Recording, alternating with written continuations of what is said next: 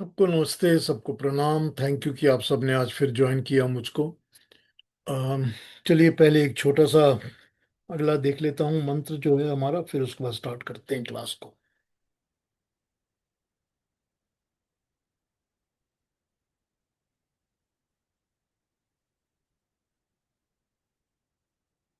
हमने क्या करना है आज? हमने करना है 22nd 22वां मंत्र हमारे स्वस्ति वाचन का।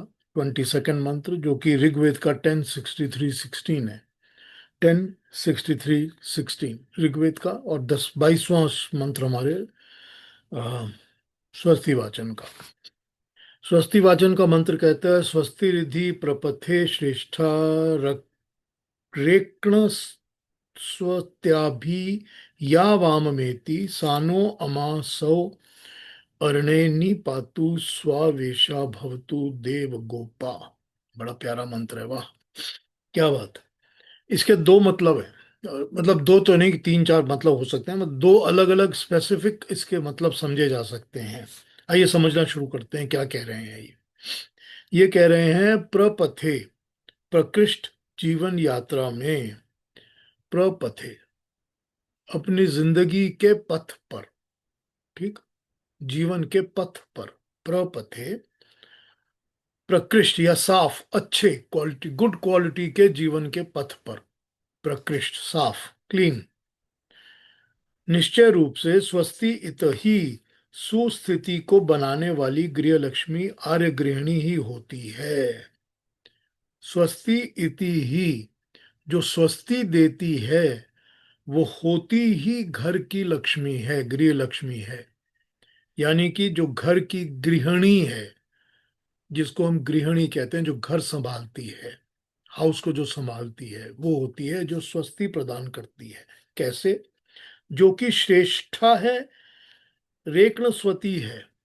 श्रेष्ठा, श्रेष्ठ के अंदर क्या क्या आता है? गुण, कर्म, स्वभाव, रुचि और कुल। क्या क्या आ गया श्रेष्ठ के अंदर? गुण, क्वालिटीज, कर्म, जो अपने कर्म करती है अच्छे, स्वभाव, उसका स्वभाव अच्छा होना चाहिए, रुचि, उसके इंटरेस्ट्स ठीक होने चाहिए, और कुलवती, अच्छी फैमिली की हो और अच्छी फैमिली वाली हो। ये होता है श्रेष्ठा, ठीक।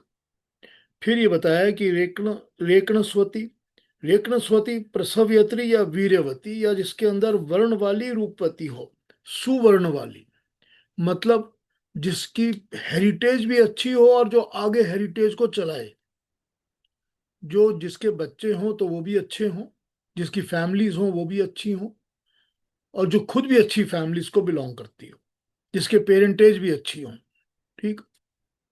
फिर उत, वायम, जो उत्तम संतान को या उत्तम पुरुषों को प्राप्त होती है, जो जिसके, अगर उसके अपने पुरुष संतान होती है तो वो भी उत्तम होती है। और जो पुरुष उसको जिंदगी में मिलते हैं, चाहे मेल, चाहे वो भाई हो, चाहे वो पति हो, चाहे जो भी हस्बैंड हो, जो भी हो, वो उनको अंदर उत्तम गुणों को इंस्पायर करती हैं। वो उनमें अच्छी क्वालिटीज को अपने अंदर से इंस्पायर करती हैं, उनको अच्छा बनाती हैं, ठीक। सा वही स्वस्ति गृह देवी वास्तव में न, हमारा गृह आश्रय स्थल है, गृह दीप्ति है, घर का उजाला है। सो सा उ निश्चय से ही सुमंगली स्त्री अरण्य निपतु नहीं, कोई कलह नहीं करती, कोई रण क्षेत्र नहीं बनाती, पूरी शांति से वो जीवन बिताती है। ये देखिए, निश्चय से, श्योरली वही है जो घर को उजाला करती है, घर में उजाला करती है, घर को अच्छा बनाती है। सुमंगली है, अच्छा क्रिएशन करती है, घर को आश्रय स्थल बनाती है, जहां पर इंसान जाके आश्रय, रेस्ट कर सकता है, रिलैक्स कर सकता है। ऐसी जगह स्त्री, घर की जो गृहिणी है वो बनाती है, घर की जो वाइफ है वो बनाती है। और फिर उसके बाद कहते हैं कि वो किसी किस्म का कोई कलह नहीं डलती, मतलब कोई किस्म का झगड़ा नहीं होता, कोई किस्म का वैर नहीं होता, कोई किस्म की कलह नहीं, प्रॉब्लम्स नहीं क्रिएट करती, कोई प्रॉब्लम्स, द्वंद क्रिएट नहीं करती, डुअलिटीज क्रिएट नहीं करती। वो अच्छी तरह से शांति मेंटेन करती है, गृह शांति को कायम करती है। स्वावेशा, सुमंगल प्रवेश वाली। देवगोपा, उत्तम इंद्रियों से सुरक्षित भवतु। देवगोपा, देवगोपा का मतलब होता है जिसकी इंद्रियां दिव्य हों। मतलब होता है जो भी हमारी 10 इंद्रियां हैं, आंख कान नाक वगैरह, और जो भी कर्म करने की इंद्रियां हैं, वो दिव्य होनी चाहिए, देवों की तरह होनी चाहिए, अच्छी होनी चाहिए, उनमें बुरी चीजें नहीं होनी चाहिए। उनको देवगोपा कहते हैं। देवगोपा का मतलब एक ये भी होता है कि जो अ, अच्छे या दिव्य लोगों की बातों को फॉलो करे, उनके ऊपर चले, आचरण करे, अपने आप को उनके ऊपर चलाए, वो भी देवगोपा होता है।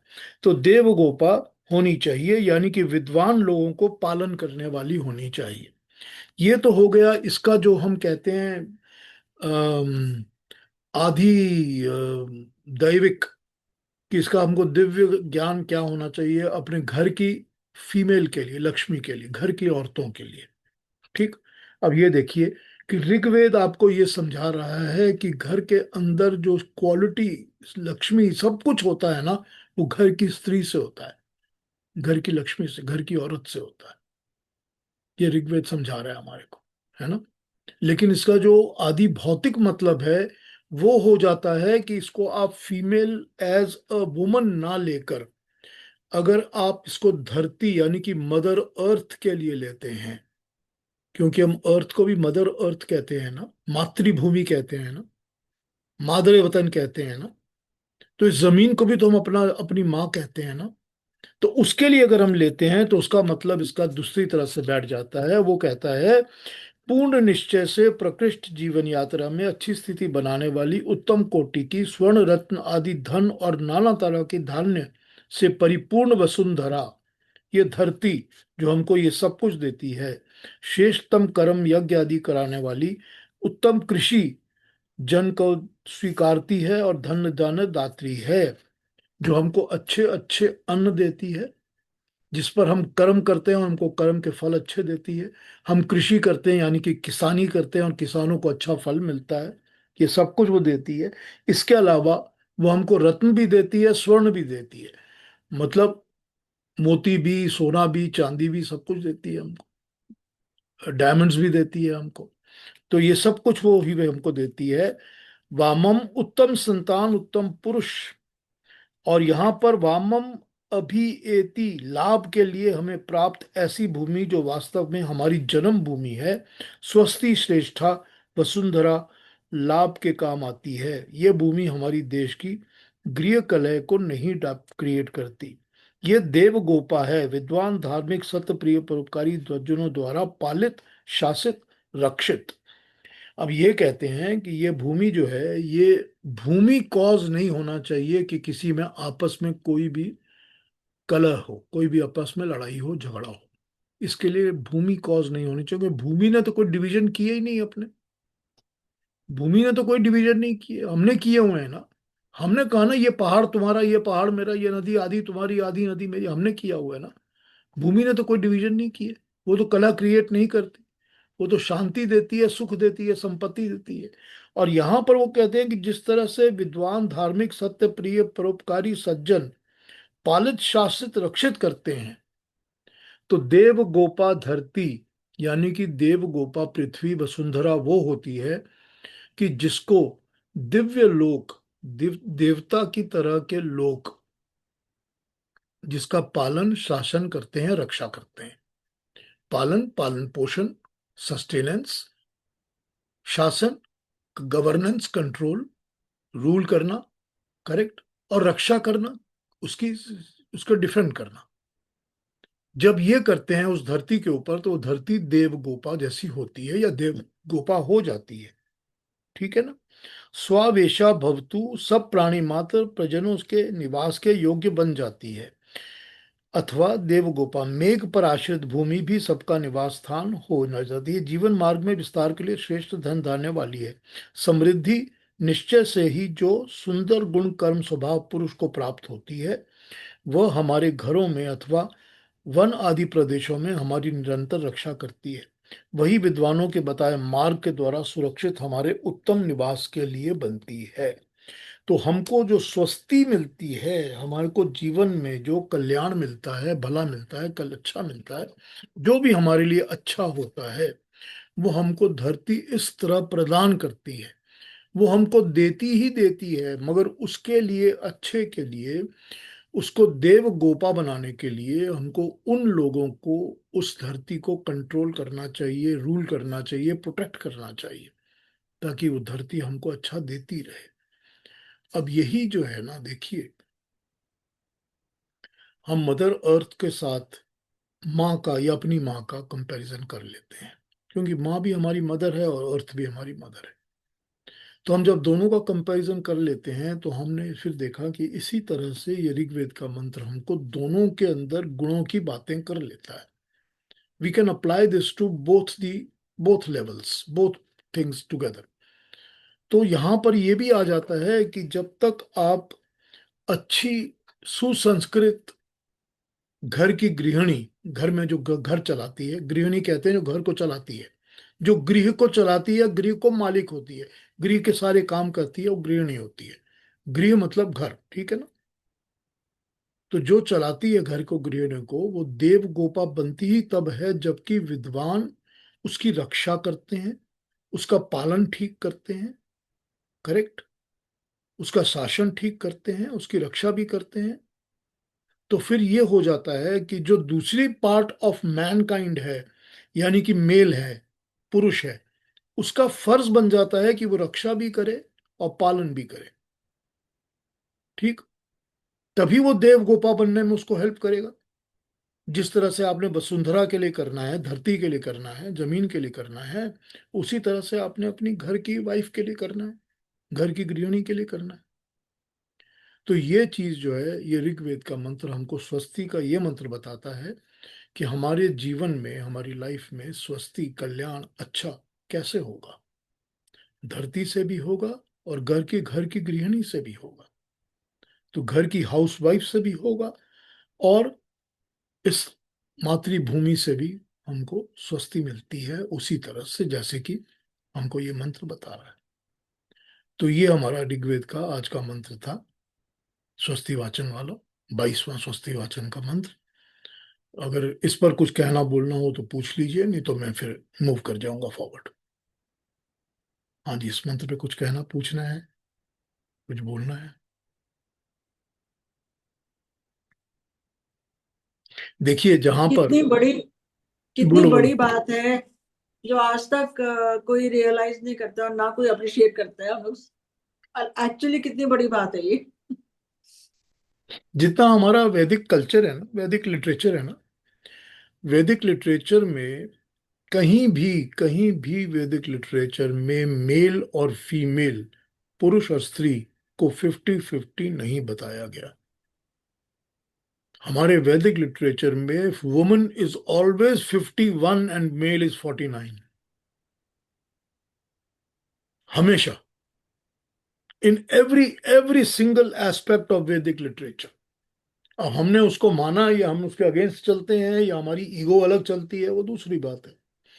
क्योंकि मेल ईगो होती है, मेल सप्रेशन करते हैं, मेल के अंदर बॉडीली पावर होती है, वो उसको एग्जिबिट करते हैं, तो ये सब चीजें होती हैं ना। लेकिन ये चीज हमारे कल्चर के हिसाब से नहीं है ना। कल्चर के हिसाब से चलेंगे तो हमको पता चलेगा कि we have to understand in a different way, different manner. हमारा जो कल्चर, अच्छा ये थोड़ी सी डिविएशन हो जाएगी अगर मैं इस पर और बात करूंगा तो। जो हमारा वैदिक कल्चर है वो तो ये कहता है कि the male format of male, which is the body structure of a man, कि उसको जो बॉडी स्ट्रक्चर दिया गया है, वो दिया ही इसीलिए गया है कि वो वुमन की प्रोटेक्शन कर सके, या वुमन को हेल्प कर सके, या वुमन का देखभाल कर सके, वो एक्सटर्नल काम सारे कर सके जो कि फीमेल्स नहीं कर सकती हैं। और फीमेल की बॉडी जो है वो नरम और सॉफ्ट इसीलिए है क्योंकि उसको, वो नरम और सॉफ्ट नहीं होगी तो बच्चा कैसे पैदा करेगी।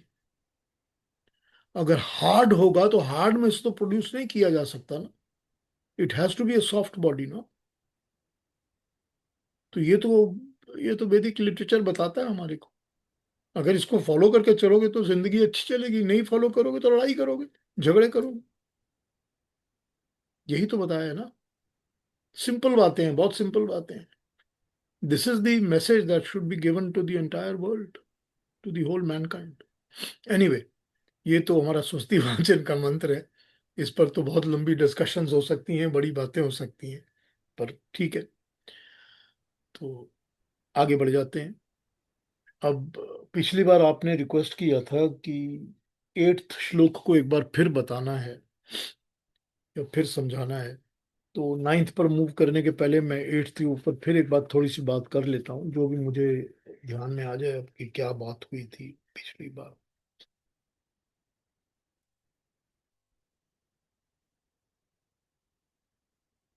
8 8 हमको बताती है वैश्वानर अग्नि के बारे में, हरिनम के बारे में, विश्वरूप के बारे में। 8th का प्राइमरी जो कंसाइज, मैं शॉर्टकट में बता देता हूँ आपको, समझ में आ जाएगी बात। वो श्लोक हमको ये बताता है कि जिस तरह से परमात्मा की जो प्राण शक्ति है, क्योंकि अभी तक तो हम बात प्राणों की और सूर्य की रश्मियों की कर रहे थे, कंपैरिजन तो वही चल रहा है ना, कि जो प्राण होते हैं वो सूरज की किरणों की तरह, जैसे सूरज की रोशनी सब जगह फैल जाती है, उसी तरह से प्राण भी सब जगह फैले होते हैं। तो अगर हम इसको यूं समझें कि जो 10th चैप्टर में हमने गीता में देखा था, जो भगवान कृष्ण कहते हैं कि हर चीज जो है दुनिया में वो उसमें मैं हूं, ये समझो तो। यही कहते हैं ना कि जब तुम किसी सुंदर नदी को देखते हो और नदी तुमको खूबसूरत लगती है, बहुत अच्छी लगती है, इतनी कल कल कर रही है, तो समझो कि वो मैं हूं। तो अब आप कहेंगे कि भाई नदी में मैं हूं मतलब वो थोड़ी ना कोई लिविंग बीइंग तो है नहीं, वो तो पानी चल रहा है। लेकिन यही वो ये मंत्र कह रहा है। ये मंत्र कह रहा है कि वो प्राण जो हैं वो परमात्मा के सारी क्रिएशन के ऊपर स्प्रेड आउट हो जाते हैं, तभी क्रिएशन का काम शुरू होता है। अब जैसे सूरज के उगने से धरती का सारा काम शुरू हो जाता है, प्लांट्स जो हैं वो जागृत हो जाते हैं, बर्ड्स जो हैं वो चहचहाने लगती हैं, आमतौर पे इंसान काम करने लगता है, किसान जो है वो खेतों में काम करने लग जाते हैं, या उनकी एक्टिविटी स्टार्ट हो जाती है। उसी तरह से जो जीवन है, उसके अंदर जब प्राण आते हैं तो जीवन की एक्टिविटी स्टार्ट हो जाती है, लाइफ की एक्टिविटी स्टार्ट हो जाती है। तो प्राण उसी तरह से हमको समझाने के लिए बताई गई है बात। हालांकि ये तो हमें पता है कि जो सूरज है या सन है, वो भी तो रही है ना, उसमें भी तो प्राण परमात्मा ही दे रहा है ना, तभी तो वो सूरज काम कर रहा है ना। तो अगर सूरज को भी प्राण परमात्मा ही दे रहा है तो लेकिन वो कंपैरिजन के लिए, क्योंकि हमको दिखता है, हमको समझ में आता है, तो उसको समझाने के लिए सूरज को यूज किया गया है एज सिमिलर एज प्राण। हालांकि सूरज की जो किरणें हैं सूरज की जो किरणें हैं वो किरणें भी तो एटम्स की और मॉलिक्यूल्स की और पार्टिकल्स की बनी हुई है ना, क्योंकि सूरज भी तो उसी का बना हुआ है ना। सूरज बना हुआ तो आफ्टर ऑल रही कई मटेरियल है ना, हमारी जो सृष्टि बनी हुई है उसी का बना हुआ है सूरज। तो जब उसका बना हुआ है सूरज, तो सूरज भी तो परमाणुओं से ही क्रिएटेड है ना, वही परमाणु जो प्रकृति बनाते हैं, प्रकृति के परमाणु, उस प्रकृति के परमाणु से ही तो सूरज बना हुआ है ना।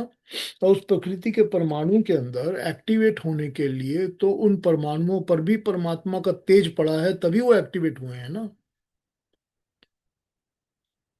और वो परमाणु जो हैं, वही परमाणु जो हैं जो सूरज बनाते हैं, फिर जो उसकी किरणें निकल रही हैं उनमें भी तो वो परमाणु ही तो है ना, जो परमाणु किरणें बन के निकल रहे हैं ना। वो किसी तरह के परमाणु हैं या इस तरह के परमाणु हैं जिनमें इंद्र अलग तरह से काम कर रहा है। तो वो परमाणु की किरणें, वो भी किरणें ही है ना, लेकिन प्राण जो हैं इनमें कोई परमाणु नहीं है। ये हमने समझा दिया कि जो प्राण है वो उसी तरह फैल रहे हैं जैसे कि सूरज की किरणें या सूरज की रोशनी या सूरज की गर्मी, ताप, तेज फैलता है। ये तो हमने समझाने के लिए समझा दिया। लेकिन ये समझ में आ जाना चाहिए कि सूरज तो है वो बनता ही परमाणुओं से है, या किरणें भी परमाणुओं से बनी है, लेकिन परमात्मा के प्राण परमाणुओं से नहीं बने हैं, क्योंकि वो प्रकृति का अंश नहीं है। आपका शरीर सांस से नहीं बना है, सांसों से शरीर नहीं बना है। सांसों से शरीर चल रहा है, सांसों से शरीर जीवित है, अलाइव है, लेकिन शरीर सांसों से नहीं बना है। ठीक, ये समझ में आ रहा है ना? तो जब ये समझ में आ जाएगा कि जो प्राण हैं वो प्रकृति के अंश नहीं है, प्रकृति से नहीं बने हैं, लेकिन प्राण ही तो हैं जो प्रकृति में सब कुछ बनाते हैं। ये प्राण ही वो हैं जो कि प्रकृति के अंदर हर चीज को कंस्ट्रक्ट करते हैं या बनाने का काम करते हैं, क्योंकि ये प्राण ही तो वो तेज है जो परमाणुओं पे पड़ता है और प्रकृति का काम स्टार्ट हो जाता है। तो हालांकि हालांकि हमको ऋषि ने ये समझाया कि उसी तरह समझो कि प्राण हर तरफ फैल जाते हैं, जैसे कि सूरज की रोशनी हर तरफ या रश्मियां हर तरफ फैल जाती हैं, उसी तरह समझो कि जैसे कुछ रश्मियां कुछ लेके आती हैं, धूप लेके आती हैं, हीट लेके आती हैं, रोशनी लेके आती हैं, कुछ रश्मियां लेके जाती भी हैं, जैसे भाप लेके जाती हैं या प्राण लेके जाती हैं, जो भी जमीन से उठाती हैं, सब कर्म कर रही हैं। प्राण भी उसी तरह सब कर्म कर रहे हैं। हमको समझने के लिए समझाया गया, क्योंकि हमको आंखों से प्राण दिखता नहीं है, लेकिन हमको डिफरेंस समझ कर ही आगे बढ़ना पड़ेगा। हमको ये समझ के बढ़ना पड़ेगा, आप ये नहीं कह सकते कि इसका मतलब है कि प्राण भी तो प्रकृति के परमाणुओं से बना हुआ है। ये आप नहीं कह सकते, ये आप नहीं समझ सकते। तो इस क्लैरिटी के लिए ही आठवां श्लोक इस चीज को क्लैरिफाई करके समझा रहा है हमारे को। ठीक है, आगे बढ़ जाए नौवें पर। ठीक है ना? तो कोई क्वेश्चन तो नहीं ना इस पर? अब नौ में कॉन्सेप्ट एक और इंट्रोड्यूस हो जाएगा, इसीलिए उसको थोड़ा समझ कर ही आगे बढ़ना पड़ेगा। ठीक है, अब नाइन्थ को पढ़ते हैं। तो अलका जी हमको नौवां पढ़ दीजिए प्लीज। हाँ जी। संवत्सर, हाँ।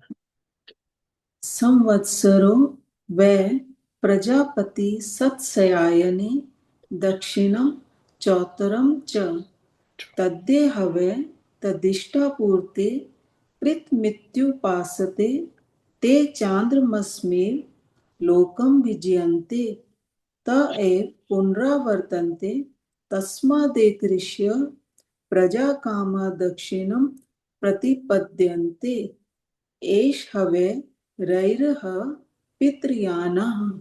Thank you Alka ji, thank you. देखिए, थोड़ा लंबा श्लोक है, इसका मतलब अब समझना शुरू करते हैं। पहले इसका वर्ड बट्टिम समझ लेते हैं। मैं आपको एक एक वर्ड का मतलब समझा देता हूँ, फिर इसके डेफिनेशन पर आ जाएंगे। संवत्सर, वर्ष। संवत्सर, डिवीजन ऑफ टाइम। ठीक, एक एक साल, एक एक महीना, ये सब चीजों को हम संवत्सर के अंदर मिल मानते हैं। संवत्सर एक साल। ठीक, मोटा मोटा ये समझ लीजिए, सालों का डिवीजन।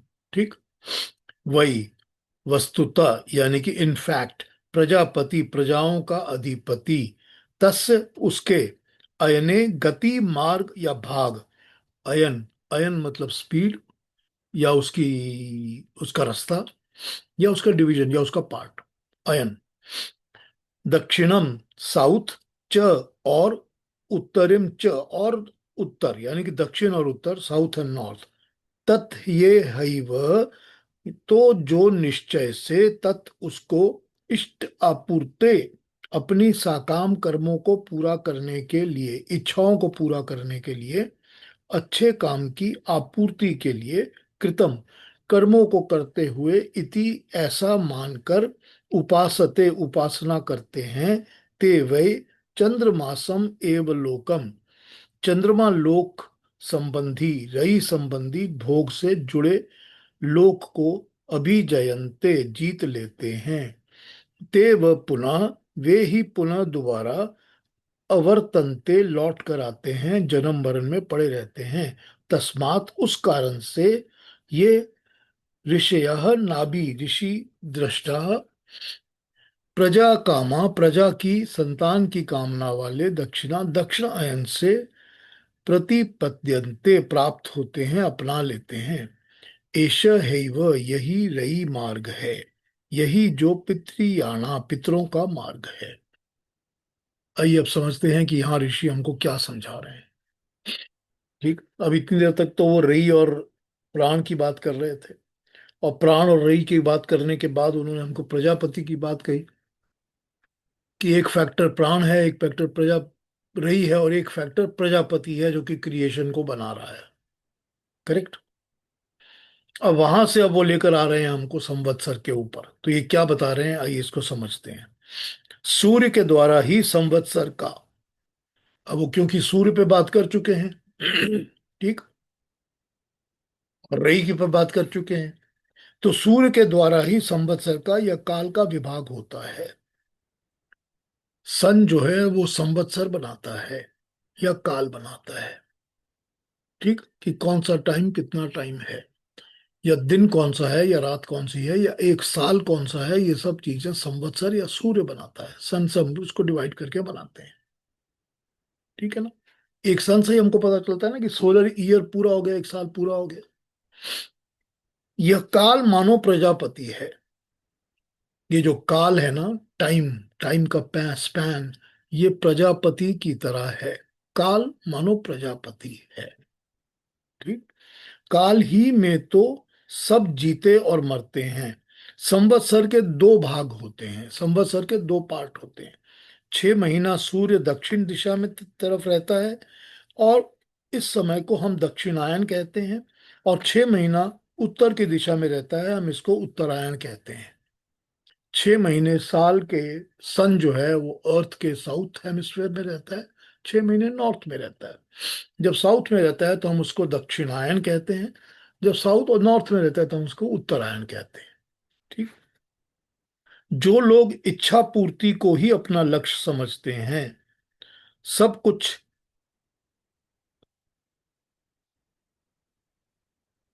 सब कुछ कर्म जो फल की लाभ की इच्छा रखते हुए करते हैं, वो चंद्रलोक को जीत लेते हैं। जो लोग ऐसे होते हैं जो अपनी इच्छाओं की पूर्ति के लिए ही सब कर्म करते हैं, अपने डिजायर्स के लिए, अपनी इच्छाओं के पूरे होने के लिए। और डिजायर्स क्या है? वर्ल्डली डिजायर्स, मटेरियल डिजायर्स, दुनियादारी की डिजायर्स, दुनिया की डिजायर्स। ये सारी जो डिजायर्स हैं ये इच्छाएं जो हैं, जो इन इच्छाओं को पूरा करने के लिए ही सारे कर्म करते हैं। ठीक, वो लोग अपने कर्मों के द्वारा चंद्रलोक को जीत लेते हैं। चंद्रलोक एक नाम दिया गया, चंद्रलोक, मून का लोक, मून की साइड। ठीक, चंद्रलोक को जीत लेते हैं, जीत लेते हैं। ठीक, भोगने योग्य पदार्थों को उनके पास उनके पास बहुतायत होने लगती है, क्योंकि चंद्रलोक रई का भोग्य पदार्थों का प्रतिनिधि है। अब चंद्रलोक क्यों कहा? क्योंकि चंद्रलोक जो है वो भोगने लायक पदार्थों का प्रतिनिधि है। वो चंद्रलोक जो है वो रिप्रेजेंटेटिव है, रिप्रेजेंटेटिव, प्रतिनिधि, रिप्रेजेंटेटिव है उन चीजों का जो भोगने के लायक चीजें हैं।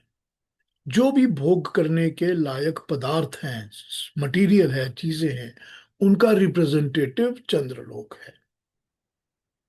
ठीक, इसीलिए कहा गया कि वो चंद्रलोक को जीत लेते हैं, क्योंकि वो भोगने लायक पदार्थों के ऊपर ही अपना पूरा ध्यान लगाते हैं, कंसंट्रेशन करते हैं।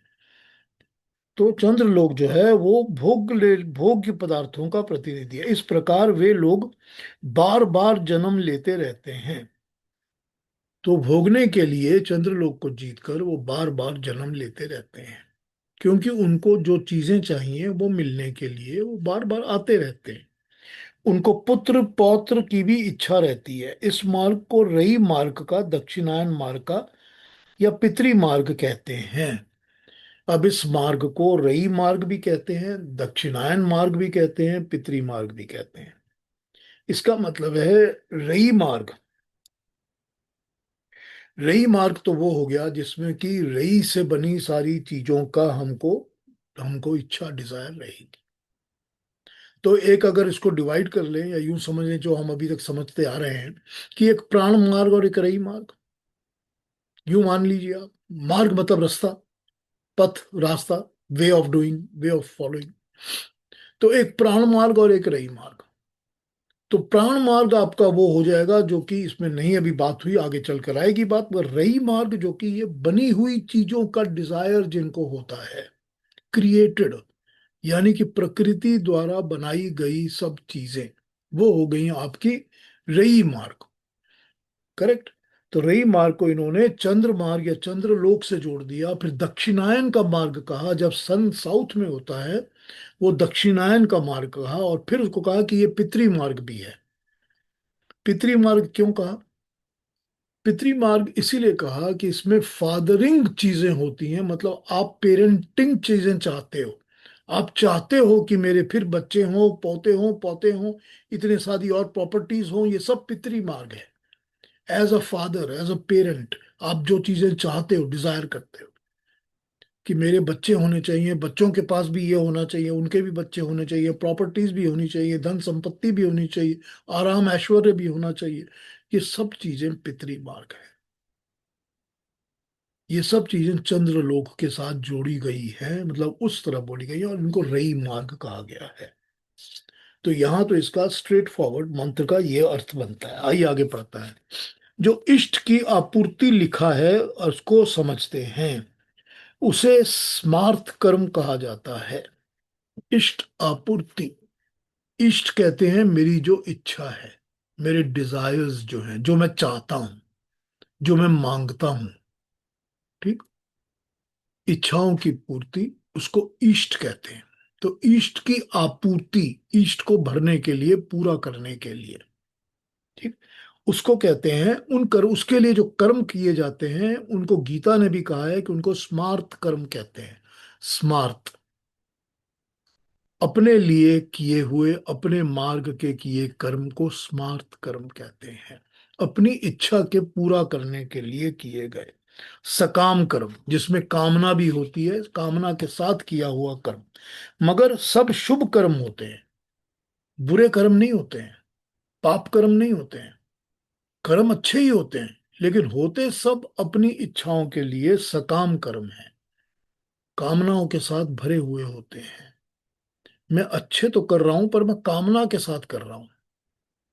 ठीक। ये सकाम कर्म है। लोगों के लिए दान देना, कुआं खोदना, एम्बुलेंस की सर्विस प्रोवाइड करना,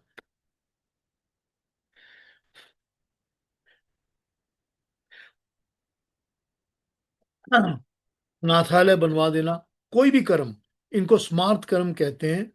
ये इहलोक और अगला लोक संवर जाए उसके लिए किए जाते वाले कर्म है। ठीक। ये कर्म वो हैं कि मैंने एम्बुलेंसेस भी चलानी है, अनाथ आश्रम भी खोलना है, लोगों का भला भी करना है। इसलिए करना है ताकि मेरा जो है आगे अच्छा चले, मेरे कर्म अच्छे बने। लेकिन उसके पीछे एक अपना स्वार्थ तो है ना, सकाम तो है ना, कामना तो है ना अपने लिए। अच्छे कर्म तो हैं पर कामना है उनमें अपने लिए। तो ये कामना वाले कर्म जो हैं, इच्छा पूर्ण करने वाले कर्म हैं, इनको सकाम कर्म कहा गया, स्मार्थ कर्म कहा गया। इन्हें स्मार्थ कर्म कहते हैं। ये इस जन्म को और अगले जन्म के भले के लिए होते हैं। जो कहाँ दान देंगे या बांटेंगे वो मल्टीफोल्ड अगले जन्मों में हमको मिलेगा। और पुण्य भी होगा, कर्म भी सुधर जाएंगे, तो कर्म फल भी अच्छा होगा। तो क्यों दान दे रहे हैं आप? मैं दान दे रहा हूं क्योंकि अगले जन्म में मेरे को इसका कई कई गुना ज्यादा मुझे मिलेगा। ठीक। अगर मैं, तुम 1 लाख दोगे, तुम 1 पैसा दोगे, वो 10 लाख देगा, है ना। कि मैं दान दे रहा हूं ताकि मेरे जो अगले जन्म के कर्म है, यहां पर 100 रुपए दे रहा हूं, अगले जन्म में मेरे को 1 लाख मिलने वाला है। ये है ना, ये सीधी बात है ना।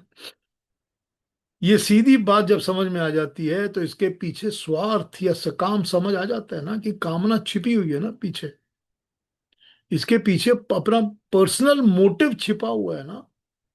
तो जो पर्सनल मोटिव छिपा हुआ है वही इसको स्मार्थ कर्म बनाता है कि मुझको अच्छा फल मिलेगा, कर्म फल का अच्छा फल मिलेगा। मैं अच्छा कर्म कर रहा हूं ताकि मुझे अच्छा फल मिले। बुरे कर्म नहीं कर रहा है वो, लेकिन वो रई के साथ जुड़ा हुआ है। यही रई मार्ग है। यही क्रिएटेड दुनिया, जो क्रिएशन बनी हुई है उसके साथ जुड़ा हुआ है। ये है इष्ट पूर्ति के लिए किए गए सकाम स्मार्थ कर्म। और इन लोगों को पुत्र पौत्र और प्रजा की भी इच्छा अभिलाषा रहती है। तो पितरी मार्ग के अंदर सिर्फ अपना बच्चा या बेटा नहीं है, उसके अंदर प्रजा भी है, फॉलोअर्स भी हैं, कि मेरी बहुत बड़ी फॉलोशिप हो, मेरे बहुत लोग मेरी तारीफ करें, मेरे अंडर हों, या मेरे को वाह वाह करते रहें हमेशा, या मेरे ऊपर डिपेंडेंट हों। वो मेरी प्रजा है। ठीक है ना? तो प्रजा भी जो है वो भी पितरी मार्ग के अंदर ही आ जाती है। उसकी भी डिजायर जो होती है ना, मुझे जो चाहिए, उसको भी पितरी मार्ग की डिजायर ही कहते हैं। तो ये भी उनके अंदर पूरी तरह बैठी रहती है। मेरा नाम अच्छे कर्म, अच्छे काम को आगे चलाने वाला भी कोई होना चाहिए। ऐसे लोगों को रही मार्ग से, भोग के मार्ग से, भोगों के पूर्ण कर्मफल प्राप्त के लिए, वे भोग पाने के लिए जन्म लेते रहते हैं। इस काम के लिए, इन चीजों को पूरा करने के लिए, इन डिजायर्स को पूरा करने के लिए ऐसे लोग बार बार जन्म लेते रहते हैं। वो बार बार पैदा होते हैं, मरते हैं, पैदा होते हैं, मरते हैं, क्योंकि जो अच्छे कर्म किए उस अच्छे कर्म का फल मिलेगा। फल मिलेगा तो फिर वो अच्छे करेंगे ताकि और भी अच्छा मिले, और भी प्रजा बढ़ जाए, और भी बच्चे हों, और भी धन संपत्ति हो, और भी अनाथ आश्रम बना दें, और भी कुएं खोद दें। इन सब कामों को करते रहेंगे तो उनको जन्म मिलते रहेंगे, क्योंकि उनको, उनका पर्पस क्या है? उनका पर्पस इस दुनिया से, इस क्रिएशन से अलग होना नहीं है।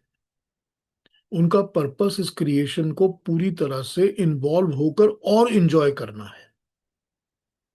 ठीक है ना? उनका पर्पस ही यही है कि हम इस क्रिएशन को और भी ज्यादा इंजॉय करें, इसमें इन्वॉल्व रहें और भी ज्यादा। ये उत्तरायण और दक्षिणायन पर चर्चा अन्य उपनिषदों में भी डिटेल में की गई है। मगर ये समझ लेना चाहिए कि स्वर्ग और नरक भी कल्पना शायद यहीं से उभर कर आती है। उत्तर का मार्ग मुक्ति का है, सुख का है, और दक्षिण का मार्ग संसार में बंधे रहने का मार्ग है। गीता में भी ऐसा ही कहा गया है।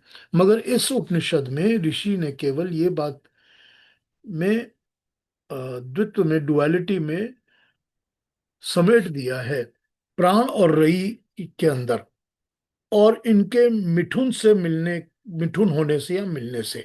तो जो उत्तरायण है वो प्राण है, और जो दक्षिणायन है वो रई है। यहाँ पर कॉन्सेप्ट बड़ा सिंपल और क्लियर है। प्राणमय जीवन यानी प्रभु के साथ जुड़ा हुआ आध्यात्मिक जीवन, और रईमय जीवन यानी संसार के फेर में बंधा हुआ भौतिक जीवन। इसको कठोपनिषद ने श्रेय मार्ग और प्रेय मार्ग कहा है। कठोपनिषद में भी इसके ऊपर चर्चा है। उसको श्रेय मार्ग और प्रेय मार्ग कहा गया है। यही यहाँ पर कहा गया है। यहाँ पर यूं भी विचार कर सकते हैं कि देवयान तो मार्ग है जिस पर देवगण ट्रैवल करते हैं, और हम श्रद्धा से पूजा करते हैं, हवन आहुति देते हैं। वो स्वीकार करने के लिए देवगण इसी मार्ग से चलकर इन्हें लेने आते हैं, और अंत होने पर इसी मार्ग से अपने भक्तों को अपने साथ ले जाते हैं। ये प्राण मार्ग या उत्तरायण मार्ग है। और रई मार्ग पितरी मार्ग या दक्षिणायन मार्ग, जिस पर पितर ट्रैवल करते हैं। जो भी संतान उन्हें भेंट करती है पूजा वगैरह से, वो उसको लेने के लिए रई मार्ग से आते हैं, और अंत में उसी मार्ग से संतान को ले जाते हैं। ये विश्वास, श्रद्धा आदि आदि की परंपरा को जन्म देते हैं। अब देखिए यहाँ पर क्या समझाया गया। यहाँ थोड़े अलग तरीके से समझाई गई बात। यहाँ ये बताया गया कि हम जब निस्वार्थ कर्म करते हैं, हम ऐसा कर्म करते हैं जिसमें हमारा कोई स्वार्थ नहीं होता, हमारा कोई मतलब नहीं होता, हमारी कोई अपनी अम, सकामता नहीं होती, कामना नहीं होती। या हम जैसे यज्ञ करते हैं, अगर हम हवन करते हैं या यज्ञ करते हैं तो हम कामनाओं के साथ नहीं कर, इधर मम से हम हवन करते हैं, ये मेरा नहीं है, इसमें मेरा कुछ नहीं है, ये मैं भले के लिए कर रहा हूँ, सब लोगों के लिए, कल्याण के लिए कर रहा हूँ। तो जब हम कल्याण के लिए करते हैं तो कल्याण की हुई भावनाएं, इच्छाएं, नियत, ठीक। और वो पूजा पाठ सारी देवों को पहुंचती है, दिव्य शक्तियों को दी जाती है। तो जब आप अगर हवन करते हैं और हवन में आप सामग्री और घी डालते हैं, तो सब का सब जलकर कहाँ जाता है? वो सब जलकर आग के साथ उठकर, भाप के साथ उठकर वो सारा का सारा दिव्य शक्तियों में समा जाता है। हवा में बन जाएगा, किरणों में चला जाएगा, एटमॉस्फेयर में चला जाएगा, पानी में चला जाएगा, वो सब दिव्य शक्तियों में फैल जाएगा। तो ये जो दिव्य शक्तियां देव हैं वो उसी मार्ग से आती हैं, प्राण मार्ग पे चलती हैं और इस चीज को एक्सेप्ट करने के लिए आपके पास आती हैं। या यूं कहा जाए कि जो आप भेज रहे हैं उनको, ये कौन से रास्ते से जा रही हैं? जिस रास्ते से ही जा रही हैं दिव्य शक्तियां उसी रास्ते से आती हैं। और फिर इवेंचुअली जब आपके प्राण निकल जाते हैं तो आपको ये इसी रास्ते से लेके चली जाती हैं। ठीक। एक कॉन्सेप्ट है समझने की, सिर्फ कॉन्सेप्ट है समझने के लिए।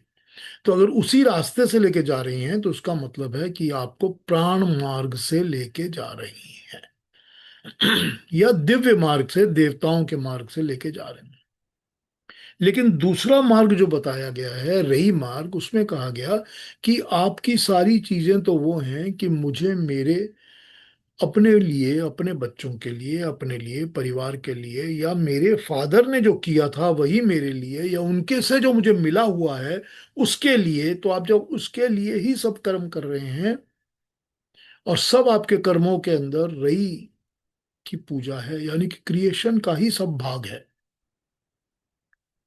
तब आपके लिए पितृयान, यानी कि आपके जो पुराने पितर हैं, यानी कि जो आपके गुजर चुकी पीढ़ियों के, जो आपके नामों को जानने वाले हैं, आपके स्वार्थों को मानने वाले हैं, वो आपको इसीलिए आके खुश होते हैं कि आपने मेरा काम पूरा किया, कि मैंने अपनी फैमिली के नाम पर एक और बड़ा नाम का अनाथ आश्रम खोल दिया। उससे क्या होगा? उससे कोई लोग मेरे फादर को पहचानेंगे, ग्रैंडफादर को भी पहचानेंगे, और आने वाले बच्चों को भी पहचानेंगे। तो जब आप ये कर्म करते हो सारे, तो आपके जो पितर होते हैं, यानी कि जो आपके पेरेंटेज में गुजरे हुए लोग होते हैं, वो आपको आके इसी रास्ते से लेके जाते हैं। तो आप रई मार्ग पे चलते हो और आप उस पितर लोक में ही उनके साथ रहते हो। यानी कि आपकी जो सस्टेनेंस है, आपकी जो सारी जिंदगी है, या आपकी आने वाली लाइफ्स जो हैं, वो सारी की सारी इसी पे डिपेंड करती हैं कि मैंने अपनी फैमिली का नाम, अपना नाम, अपने बच्चों का नाम कैसे आगे बढ़ाना है। आप जनरल बिना निष्काम कर्म नहीं कर रहे हो, आप सकाम ही कर रहे हो। सकाम क्या है? कि वो सकाम मेरे को अपना नाम बढ़ाना है। तो ये यहाँ पर पितृयान कह दिया गया, ये इसका कहा गया कि आप उस लोक को, रई लोक को ही बिलोंग करते हो। तो ये बड़ी फ्लैट, सिंपल तरीके से दो डिवीजन कर दी गई है। ये दो डिविजन्स को ही इन्होंने कहा कि बाकी उपनिषदों में भी इसकी बातें आती हैं। जैसे कठ उपनिषद में श्रेय मार्ग और प्रेय मार्ग कहा गया।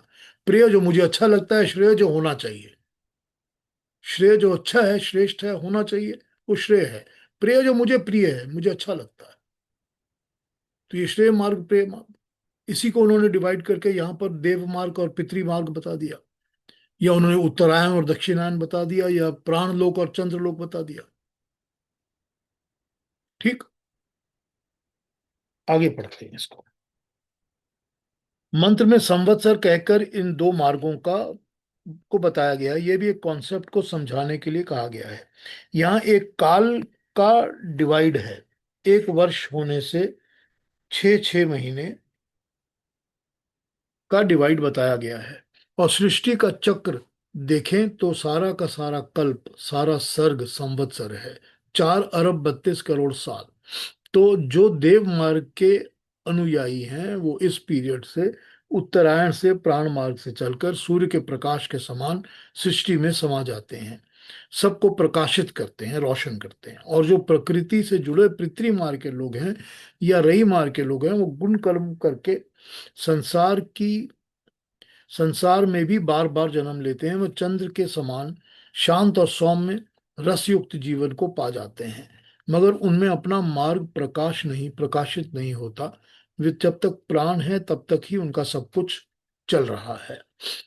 अब ये क्या बता रहे हैं, ये बता रहे हैं कि यहाँ पर संवत्सर का मतलब ये भी समझ सकते हैं कि जो लोग तो प्राण मार्ग से चलते हैं वो तो चलते हैं सूर्य मार्ग से, यानी कि वो सन की तरह फैलकर हर जगह रोशनी देते हैं, या अपना नॉलेज फैलाते हैं, या अपनी लाइट्स को एनलाइटनमेंट की तरह लोगों में फैलाते हैं।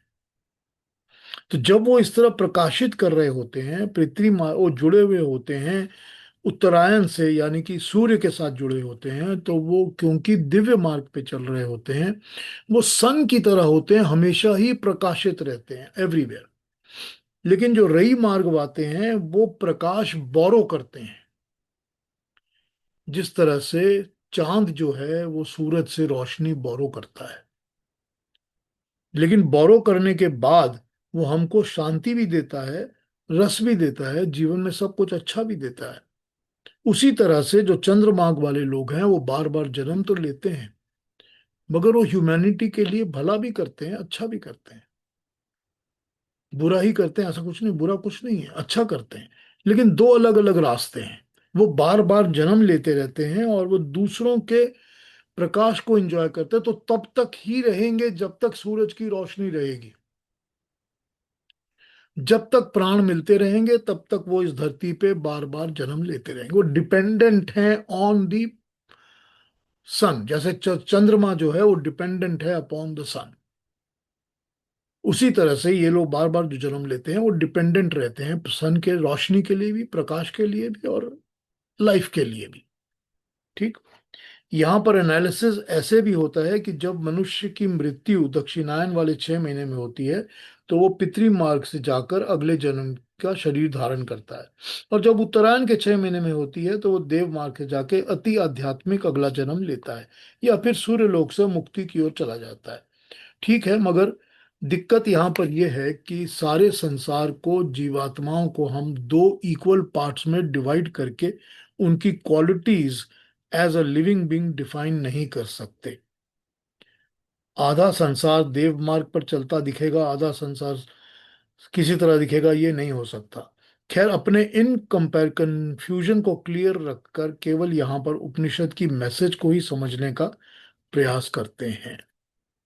अब यहाँ पर बड़ी क्लियरली ये बात बताई गई है कि हम ये नहीं समझ सकते कि 50% लोग ये हैं, 50% वो हैं, बिकॉज़ ऐसा तो हो ही नहीं सकता, ऐसा तो है ही नहीं। तो हम इसको कैसे समझ सकते हैं ऐसे, because it is not like that. ये हमको सिर्फ एक कॉन्सेप्ट समझाने के लिए बताई गई बातें हैं।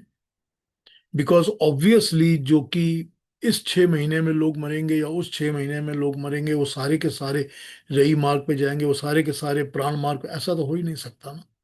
It's not possible.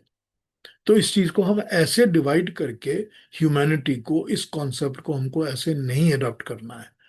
हमको इस डिवीजन को समझना है। अब देखिए, देखिए जो भी श्लोक और मंत्र हम पढ़ते हैं उसकी एक, क्या कहा जाए उसको, अम, उसका एक वार्निंग पॉइंट भी हमको समझ में आ जाता है कि इस मंत्र को यहां तक ऐसे ही समझो, इसके बियॉन्ड इसको मत एक्सटेंड करो। ठीक है ना।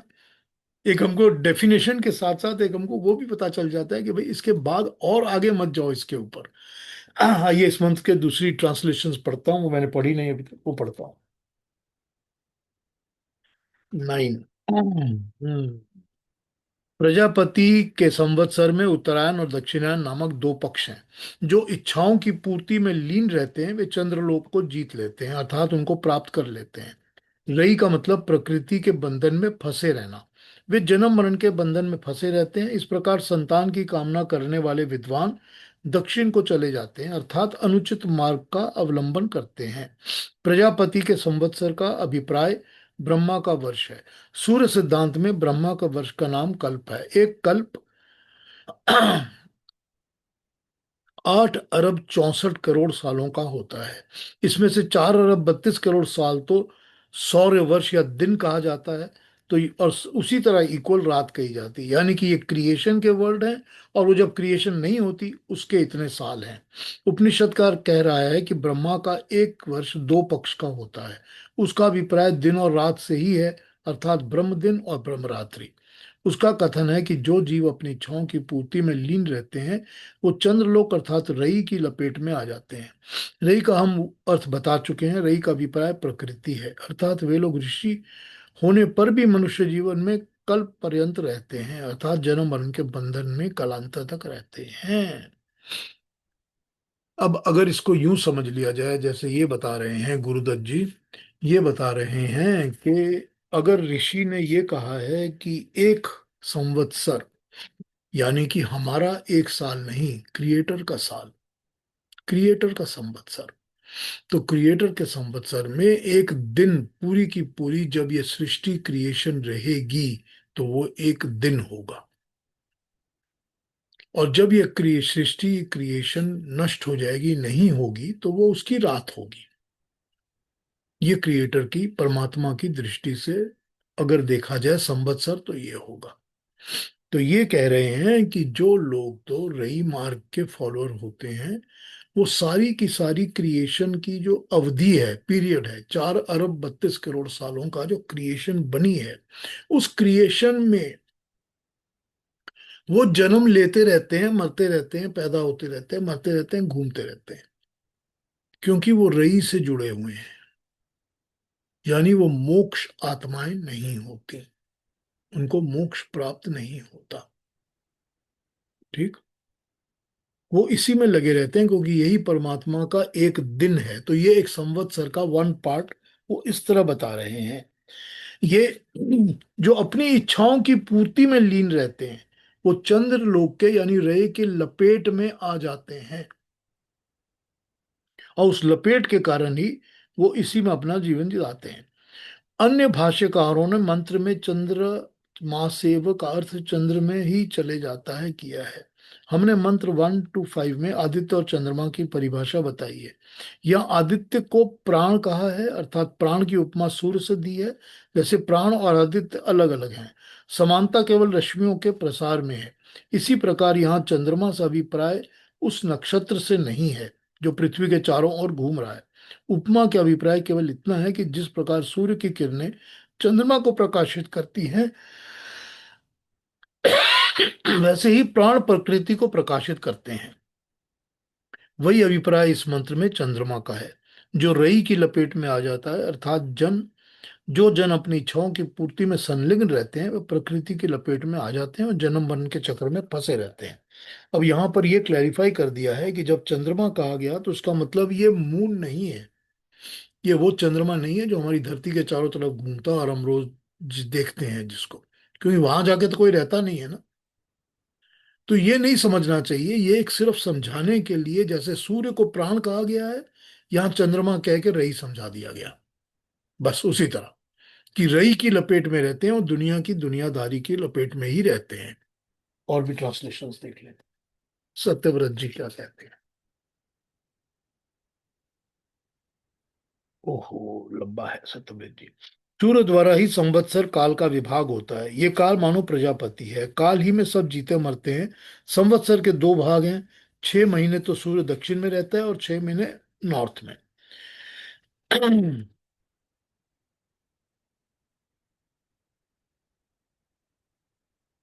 दक्षिणा उत्तरायण के 6 मास रहते हैं, परंतु अपने हृदय में उत्तरायण के हर समय बनाए रखना ही मनुष्य का लक्ष्य है। जो इस प्रकार नहीं रह सकते वो दक्षिणायन की अवस्था को रही मार्ग कहा गया। प्रवृत्ति मार्ग, हृदय में घर गृहस्थी बसाकर बच्चे वगैरह के प्रबल इच्छा, मातृ पितृ, यही मार्ग रही मार्ग कहा गया है। ठीक है, चलिए ये ठीक हो गया, इसको बंद कर दो। निश्चय और देख लेता हूँ स्वामी सत्य प्रकाश सरस्वती क्या कह रहे हैं नंबर 9 का। द ईयर संवत्सर indeed is Prajapati. There are two parts, northern and southern. Uttarayan, north of solstice, and Dakshinayan, south solstice. Those who wish to obtain the blessing through Karam Kand, the path of sacrifice, gain the moon only as if it is their final world, and they return again and again from there. And therefore, the sages who desire worldly things, like children, grandchildren, go to south. This is known as the path of the fathers or Pitriyan, path of Rai or path of matter. ठीक है, एक ही बात है। एक और पढ़ता हूँ, फिर बात करना शुरू करता हूँ। और नंबर 9, निश्चय से संवत्सर वर्ष प्रजापति का है, उसके दक्षिण और उत्तर के दो आयन अयन हैं, भाग हैं।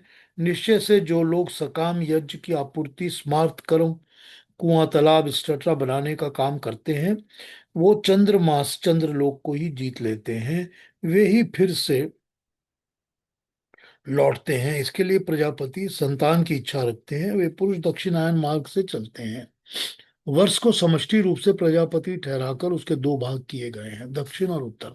सूर्य 6 महीने तक ध्रुव रेखा के नीचे रहता है और 6 महीने तक ध्रुव महीना के ऊपर। इसी का इस अयन का भाग ही है और दूसरे की अपेक्षा अच्छा समझा है, इसीलिए इसको देवयार्ग या मोक्ष मार्ग और स्वर्ग मार्ग इस तरह कहा गया है। मार्गों को समझाया गया है। उपनिषद के इस तथा अगले वाक्य में पितृयान और देवयान का जो वर्णन है, वो छांदोग्य उपनिषद में वर्णित पंचअग्नि विद्या का सूक्ष्म संक्षेप मात्र है।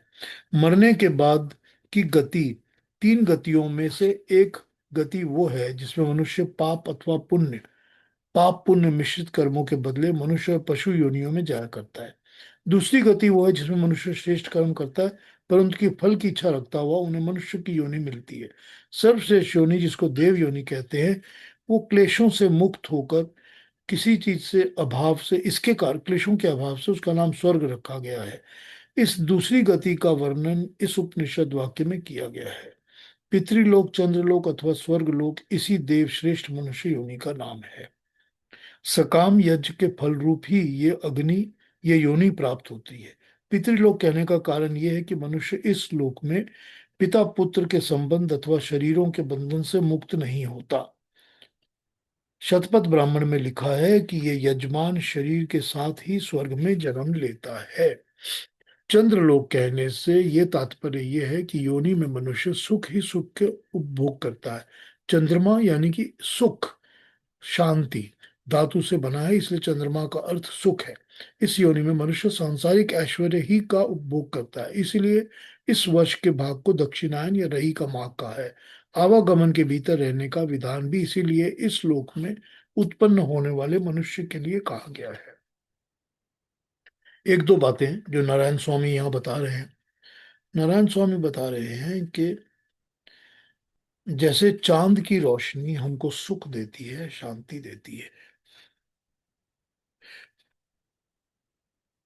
अरे यार, तो यही यहाँ पर कंपैरिजन किया गया है, समझाने के लिए, बताने के लिए। लेकिन यहाँ ये समझने की जरूरत है कि जैसे ये कौन सा बता रहे हैं, शतपथ शतपथ ब्राह्मण कह रहा है 461 में। शतपथ ब्राह्मण कह रहा है कि जो इस तरह के लोग होते हैं वो शरीर के साथ ही स्वर्ग चले जाते हैं। ठीक। आपने कहीं ना कहीं ये बात पढ़ी सुनी होगी, कहीं ना कहीं पढ़ी सुनी, पुराणों में तो पढ़ी होगी ये बात, कि शरीर के साथ, बॉडी शरीर के साथ ही मनुष्य स्वर्ग में चला जाता है, या उसको स्वर्ग में भी वही शरीर मिल जाता है जो बहुत सुंदर होता है। तो उसका मतलब यहां पर यही बनता है, उसका मतलब ये बनता है कि उसको अच्छा जीवन बार बार मिलता है। जब उसको अगला जीवन भी अच्छा मिलता है तो उसको अच्छा शरीर मिलता है, उसको सुख शांति मिलती है, अच्छे जीवन के मार्ग पे चलता है। वही यहाँ पर चंद्र मार्ग या चंद्रलोक का मार्ग बताया गया है। यहाँ पर उन लोगों की तो बात ही नहीं हुई है जो कि पापी लोग हैं, जो गलत कर्म करते हैं। उनकी तो कोई बात ही यहाँ नहीं है। उनके बारे में तो यहाँ जिक्र या मेंशन ही नहीं है, क्योंकि वो तो ना चंद्रलोक में जाएंगे और ना सूर्य लोक में जाएंगे। तो जो ना चंद्र में जाएंगे ना सूर्य में जाएंगे, उनके बारे में तो यहाँ मेंशन ही नहीं है। ठीक। यहाँ सिर्फ उनका मेंशन है जो अच्छे कर्म करते हैं। वो ऋषि भी हो सकते हैं, ऋषि मुनि भी हो सकते हैं। ऋषि मुनि भी वो वाले ऋषि मुनि जिनको कि अपने संतान की, अपने बच्चों की, अपने परिवार की डिजायर है, इच्छा है, वो भी हो सकते हैं। पर वो अच्छे कर्म करते हैं लेकिन उनकी डिजायर्स होती हैं दुनिया की, क्रिएशन की। तो क्योंकि वो रई से जुड़े हुए रहते हैं, इसीलिए उनको चंद्र लोग कहा गया, कि उनको शांत, सौम्य, अच्छा, ठंडा, अच्छी जिंदगी मिलती है। तो वही बात है कि उनको अच्छी जिंदगी मिलती है, उनको अच्छी लाइफ मिलती है, लेकिन उनको बार बार जन्म लेते रहना पड़ता है। वो बार बार आते हैं जाते हैं, आते हैं जाते हैं, वो बार बार जन्म लेते रहते हैं। ये उनका पितृयान या चंद्रयान का, दक्षिणायन का मार्ग है, जो यहाँ पर समझाया गया। यहाँ पर हमारे लिए ये समझने की ज्यादा जरूरत पड़ जाती है, क्योंकि ना हम कठोपनिषद पढ़ रहे हैं और ना हम शतपथ ब्राह्मण पढ़ रहे हैं, लेकिन हम पढ़ ये रहे हैं यहाँ पर कि रई मार्ग की बात बताई गई है, जो यहाँ पर प्राण और रई की बात हो रही है। तो प्राण और रई की जो बात हो रही है यहाँ पर, तो ये समझ लेना चाहिए कि एक प्राण है और एक रई है। प्राण परमात्मा की शक्ति है। प्राण क्रिएशन की, परमाणुओं की बनी हुई चीज नहीं है। रई जो है वो ये क्रिएशन प्रकृति है, जिसको परमात्मा ने बनाया है। हम रई के साथ जुड़ जाएंगे तो हम रई के साथ ही तो जुड़े, तभी तो हमको शरीर मिला हुआ है ना, हमारा शरीर रई है। हम हर काम रई की इच्छा पूर्ति के लिए ही करते हैं। तो अगर हम रई से जुड़े हुए हैं तो हम दो डिवीजन में समझ लीजिए कि हम प्राण या परमात्मा से नहीं जुड़े, हम रई से जुड़े हैं। तो जो रई मार्ग से जुड़े हैं या रई के साथ ज्यादा उनका इन्वॉल्वमेंट है, वो क्या है, वो लोग सब के सब रई मार्ग पे, चंद्र मार्ग पे रहते हैं, अच्छे कर्म करते हैं, बहुत अच्छे काम करते हैं, लेकिन वो बार बार जन्म लेते रहते हैं। इस संवत्सर के अंदर पूरी क्रिएशन की जो एज है, उसके अंदर वो आएंगे जाएंगे, आएंगे जाएंगे, जिंदा रहेंगे, चलते रहेंगे, शरीर मिलता रहेगा उनको, और शरीर की पूर्ति के लिए चलते रहेंगे, काम करते रहेंगे। ये है रई मार्ग पे चलने वाले लोग, जो रई के मार्ग पे चलते हैं। उनको चंद्र लोग कह दिया गया, चंद्र मार्ग कह दिया गया। ऐसा नहीं है कि वो मून में जाके रहना शुरू कर देते हैं। That is not there. ये कंपैरिजन के लिए समझाया गया हमको, कि जैसे चांद ठंडा, शांत, सुंदर स्वरूप होता है, रस वाला होता है, इसी तरह उनके जिंदगी में भी शांति होती है, रस होता है। ठीक है। ये हमारा आज 9वां श्लोक था। कितना ओहो। चलिए, कुछ पूछ रहा हो तो पूछिए। Any questions?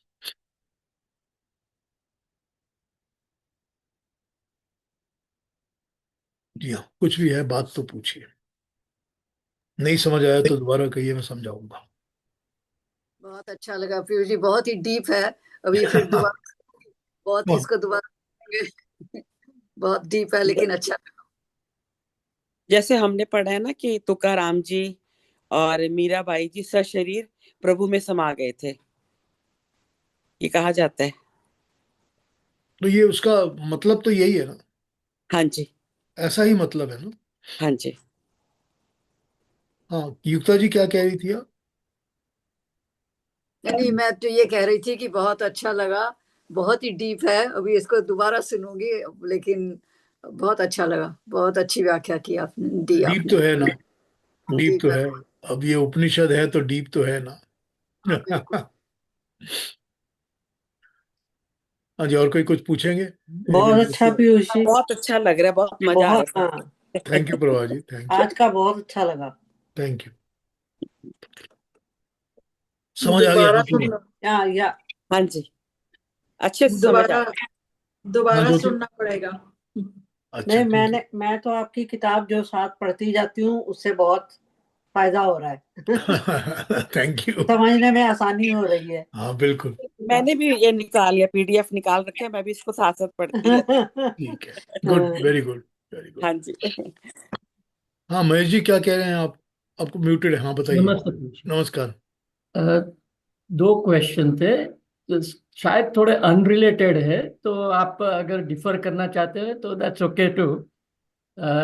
जिस तरह चंद्रलोक में आपने बताया कि काइंड ऑफ सिंबॉलिक है कि चंद्र में जाके नहीं रहते, तो is that the same concept for the word called Golok?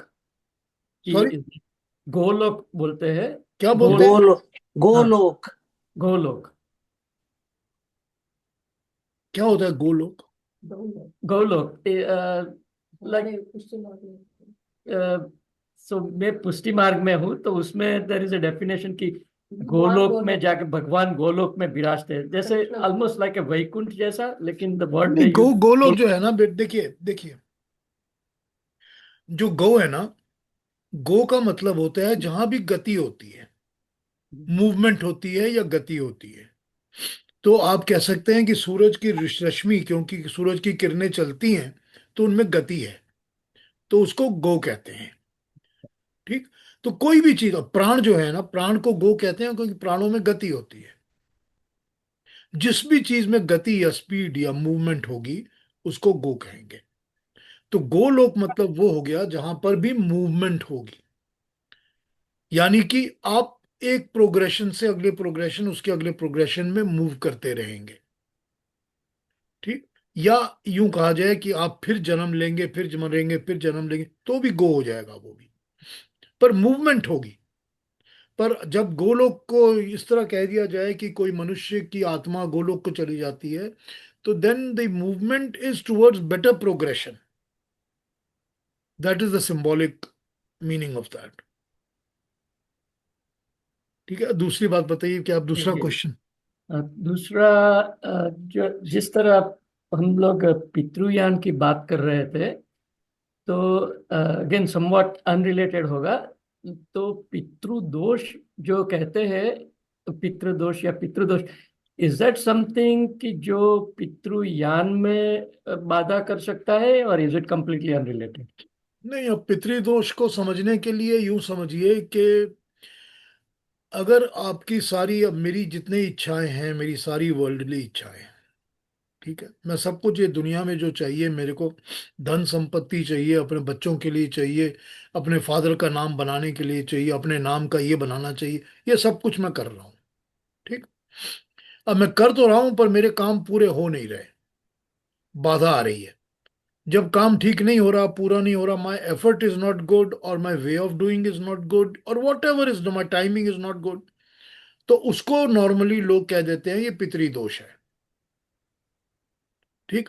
क्योंकि जो आप अचीव करना चाह रहे हो आप अचीव नहीं कर रहे हो, और अचीवमेंट यहां पर केवल एंड ओनली वर्ल्डली चीजों की है, या मेरी फैमिली के नाम के लिए, या मेरे बच्चों के नाम के लिए, या मेरे पर्सनल बेनिफिट्स के लिए। तो उस चीज की डेफिनेशन पितरी दोष से हो जाती है। ठीक। कि हम ये समझ लेते हैं कि ये इसलिए हो रही है क्योंकि my forefathers are not happy with me. क्योंकि अपनी गलती हम या अपनी चीजों को अमेंड हम नहीं कर सकते ना, हर बार हम किसी ना किसी तरफ उंगली उठा देते हैं। तो जब उंगली उठानी होती है तो सबसे अच्छी उंगली होती है कि वो फोर फादर्स चले गए जो मेरे से 100 साल पहले, वो मेरी तरफ देख रहे हैं, खराब कर रहे हैं। तो इस काम को ठीक करने के लिए मेरे जैसे पंडित को बुलाइए, पूजा कराइए, सब ठीक हो जाएगा। अपने काम को सुधारने की जरूरत नहीं है, पंडित को पैसा दीजिए वो ठीक कर देगा। ये हमने सोसाइटी में बनाया हुआ है ना क्या किया जाए इसका। तो ये जो बनाई हुई चीजें हैं ना वो ऐसे ही चलती हैं। ठीक है थैंक यू। ना। Sorry, I don't want to hurt anybody और any feelings, but I just wanted to make you understand. हाँ जी, और कोई बात कहेंगे, कुछ कहेंगे, पूछेंगे तो। तो पीयूष जी, ये जो पितृपक्ष चलते हैं, हम वो दान पुण्य करते हैं, तो वो किसको जाता है? पंडितों को ही? नहीं, आप जिसको दान करते हो वहां जाता है, कहीं भी दान दे सकते हो आप। देखिए, अगर आपको पंडित ज्ञान दे रहा है या अच्छा मार्ग दिखा रहा है, या आप उससे कुछ ना कुछ एजुकेशन ले रहे हो, तो दान देना बहुत अच्छी चीज है, जरूर देना चाहिए। क्योंकि आपको पे बैक तो करना ही चाहिए ना। तो ये दान देना बिल्कुल ठीक है। लेकिन इसके लिए दान दे रहा हूं कि मेरे घर में मैं पूजा नहीं कर सकता, मेरी जगह आप आकर अगरबत्ती जला दो, हम्म। तो वो तो फिर आप उससे मतलब सर्विस ले रहे हो ना। तो आप उसके, उसको आप जैसे आप घर में कोई काम करने वाला होता है उससे सर्विस ले रहे हो, इससे भी आप सर्विस ले रहे हो, तो फिर वो दान तो नहीं होता ना। तो इस फीलिंग को समझना पड़ता है ना इंसान को। हाँ जी। इस बात को भी तो समझना मुश्किल है कि आप कह रहे हो ना कि जो आप उस पंडित जिससे आप ज्ञान प्राप्त कर रहे हो उसको दान करो। तो इस बात को भी तो समझ नहीं पाते हैं कई लोग कि ज्ञान प्राप्त करने वाली बात भी तो समझ नहीं पाते कि कहाँ ज्ञान प्राप्त हो रहा है और कहाँ नहीं हो रहा है।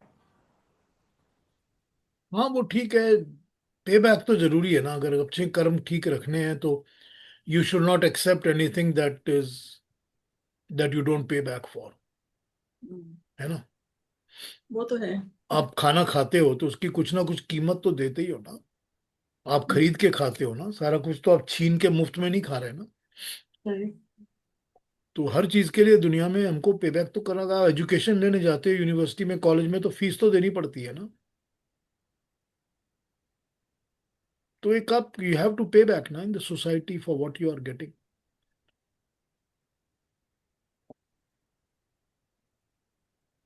हाँ जी, और कोई बात?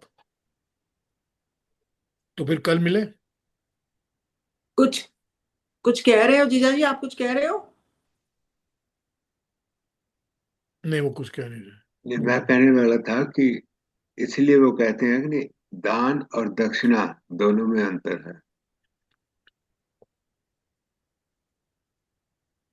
ठीक बात है, दान और दक्षिणा में अंतर है। सही है। ठीक है, चलिए कल मिलते हैं फिर, टुमारो। अपना अपना ख्याल रखिए और ठीक रहिए सब नमस्ते। कल तक, और विल गेट टुगेदर टुमारो। चलिए।